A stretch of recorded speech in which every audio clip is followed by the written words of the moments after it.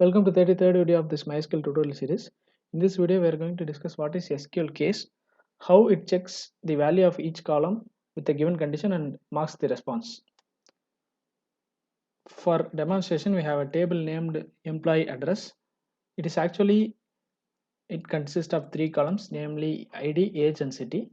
But as per our convenience, we have given a select query that displays only ID and age alone. So we have around 10 employees. Imagine these employees are going to write an exam. The eligibility of writing that exam is the age must be less than 25. In case the age is less than 25, he is eligible. In case the age is equal to 25, he is partially eligible, and the age is greater than 25, he is not eligible. So this is what the partially eligible means. Maybe the candidate might be allowed with checking other criteria like education qualification or something like that. So we need another column, that is virtual column. This column must not be added to the actual columns of this table. We need, just while displaying this records, we need another column named eligibility statistics. In case the age of the employees is less than 25, then this column must have the value as eligible. If it is equal to 25, is partially eligible, and if it is greater than 25, is not eligible. So this is what the task we are going to do in this video. So we are going to do in SQL case. Select ID comma age, and we are going to, as I told early, we are going to add extra column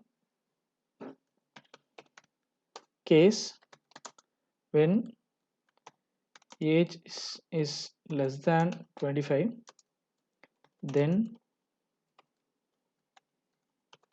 eligible. When age equal to 25, then partially eligible. So two conditions checked. Age is less than, either age is less than 25 or age must be equal to 25, or the final case age must be greater than 25. So there is no meaning in adding when age is greater than 25. So obviously we can add just else part. Else not eligible, followed by end keyword as the name of the column.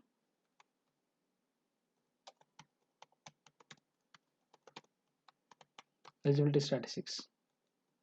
That's all.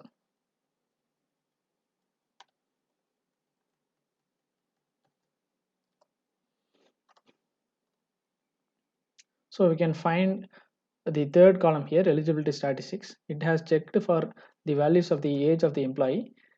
For the values that are equal to 25, it is displayed as partially eligible. For the values that is less than 25, it is eligible, and for the values that is greater than 25, it is displayed as not eligible. So this is what SQL case is all about. In simple words, for example, in programming we will be using if-else ladder. I mean if-else statement.